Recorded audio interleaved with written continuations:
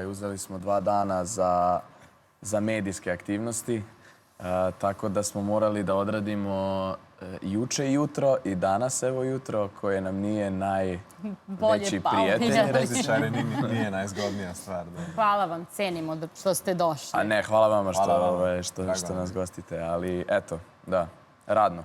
Sada, ja ću da pročitam. Kaže, ovo nije rock'n'roll, ovo je muzika za decu. Poručujete u novoj pesmi koju sam malo čas spomenula i pevate o izgubljenoj zlatnoj dečici. Ko su ta dečica i zbog čega se punkeri zahvaljuju Bogu što nisu tiktokeri?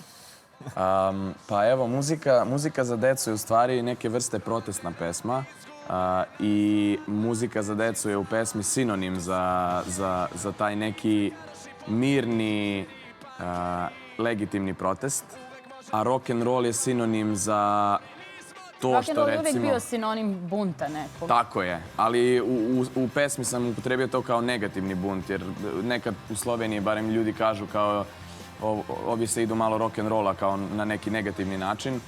I u pesmi pevamo ovo nije rock'n'roll, ovo je muzika za decu, ovo je neka nova generacija, novi talas koja želi bolji svet i bolji sutra. I to sam spomenula da je ovo najava za album koji je u pripremi, izlazi uskoro Suvenir Pop. Ovo pesmu prati i video spot. Da li će biti takva praksa i za naredne numere koje ćete nam predstavljati? Pa sad, Suvenir Pop. Već je izašao album, nije u pripremi. Sad je izašao i na vinilu. I to je nešto što bismo posebno trebali spomenuti, što je vrlo zanimljivo, verovatno, pogotovo vašim vernim fanovima. Jeste. Pa da, jeste. I nama je to zanimljivo. Mislim, nama mnogo znači to što imamo neko fizičko izdanje ovog albuma. Juče je Bojan dobro rekao da za nas album u stvari nije izbačen, u stvari ne postoji dokad nije u fizičkom izdanju. Dok ga nemate u ruci kao fizičko. I sad ta jedna je za vas, za Blitz TV. Hvala vam puno. Sad, ovo je zanimljivo spomenuti zato što poslednjih godina se ponovo oživeo trend ploča. Zašto? U čemu je ta draž ploče u odnosu na ovo nešto što se nalazi tu negde na silnim ovim platformama? Pa ja mislim da sve više što nam se život svodi na te neke stvari koje ne možemo ni da vidimo ni da diramo. Neopipljive. Neopipljive stvari. Sve više nam je ta draž dodira bitnija i ljudi želimo imati konekciju sa stvarima koje radimo, sa stvarima u kojim uživamo i ja mislim da je za nekoga ko voli muziku, ko voli nekog muzičara, to da uzme u ruku njegovo delo, neki način povezivanja i iskazivanja ljubavi i ja mislim da je ovo večno. Ovo je nešto što možemo dati svoje deci, što možemo dati svojim prijateljima, a neki link na, ne znam, streaming servisu nema nikakvo značenje. Ali ploča opet ima neku posebnu draž, taj neki retro vibe. Ima, apsolutno ima. Jeste vi lično pobornici ploča? Ajde, sad da vas to pitam. Kako? Jel volite inače lično ploče? Da. Volimo ploče. Mislim da svi u bendu imamo gramofon i da svi slušamo ploče. Izgubili smo malo taj osjećaj za slušanje albuma. Uvek kad slušamo muziku, slušamo neke playliste, slušamo singlove.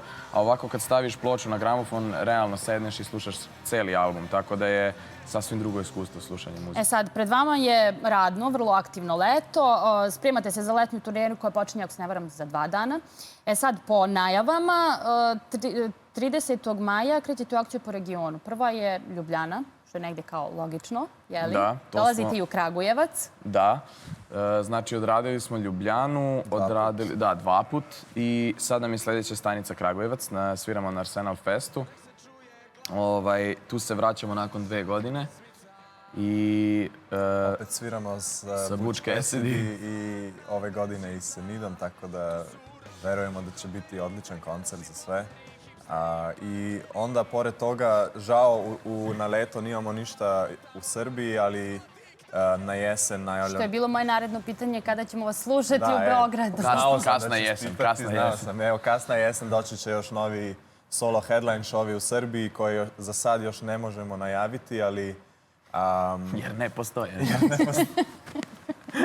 Ali za mjesec dana bit će sve najavljeno. Doći ćemo u sve glavne gradove. Nismo spomenuli jedan bitan detalj. Gde se mogu nabaviti ploče, vaš album? Naš album se može nabaviti na našem web sajtu Da, za sad samo na I web to je to. sajtu, ali uskoro bit će moguće kupiti i u nekim trgovinama po Srbiji. Samo to još sada, kako da kažem, Ne znam. distribuiramo. Nije još To nisam znao ni ja, tako da super.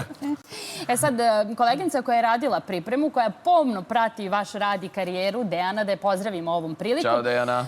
Kaže, obavezno da spomeneš ove sjajne vesti. Za jesen je planirana evropska turneja koju započinjete u Londonu, odakle idete u Tilburg, Amsterdam, Beč, Krakov, Varšavu, itd., itd., itd. Kako se pripremate za to i koliko vama to negde lično znači, ali i u ovom profesionalnom smislu? Pa znači nam puno u svim smislovima. Putovanje po Evropi sa razlogom da ideš tamo da sviraš svoju muziku ljudima koji to žele.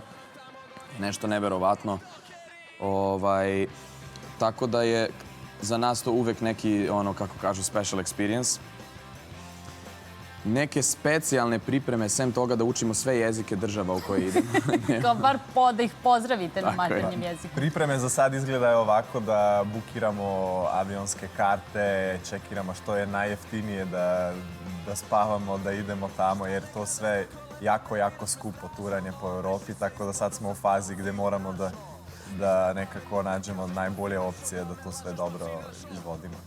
Sad, Bojan je spomenuo da učite ove strane jezike, to je jezike zemalja u kojima nastupate. Koji vam je do sada najteži? Najteži? Za pričat, mislim. Jeste. Možda litvanski? Litvanski. Jeste naučili išta na litvanskom? Pa švakite už numeru, dišimte. Što bi značilo šta? Glasajte za broj 10. Da, tako. A šta je bilo ono? Jer smo bili na Euroviziji. Da, znamo, naravno.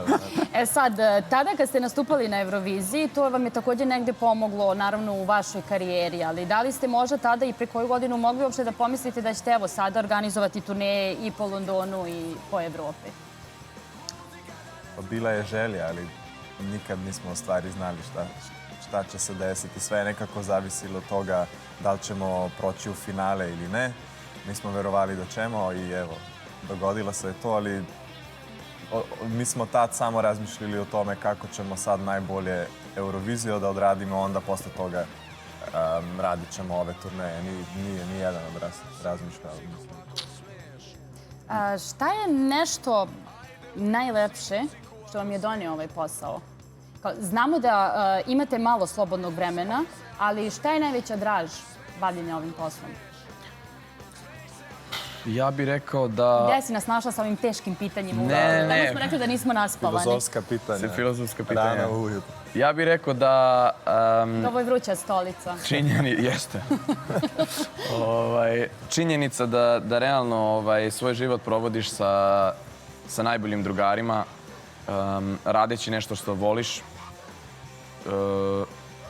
I ta činjenica da smo bukvalno započeli ovu priču kao srednjoškolci i da smo sad živimo od muzike i to je nekad u srednjoj školi činilo ti se nemoguće da ćeš jednom ići na koncert bez da moraš da, ne znam, pišeš test iz matematike pre toga ili nešto. Uvek je bio neki veliki smor i uvek je bilo to pitanje da li će to nekad da postane jedina stvar u životu i sad je postala jedina stvar u životu, tako da evo, to je svakodnevna... Ali dobro, to je veliki uspjeh i nažalost ne dožive svi to što vi živite trenutno.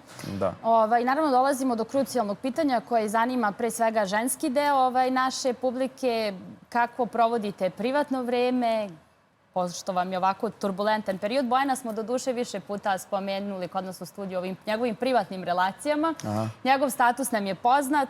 Kris, kakva je situacija kod tebe? Moj status je isti kao Bojano. A to je? A to je... Ne znam. Ostaćemo zagonetni onda do daljnjeg. Meni ostaje da se vama zahvalim još jednom, da mi obećate da ćete koncert u Beogradu najaviti upravo iz studija Blica.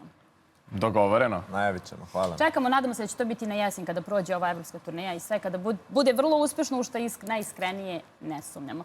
Hvala vam još jednom mnogo na odvojenom vremenu. Vidimo se u Beogradu da pravimo još veću buku nego prošli put, što je bilo vrlo karakteristično. Hvala.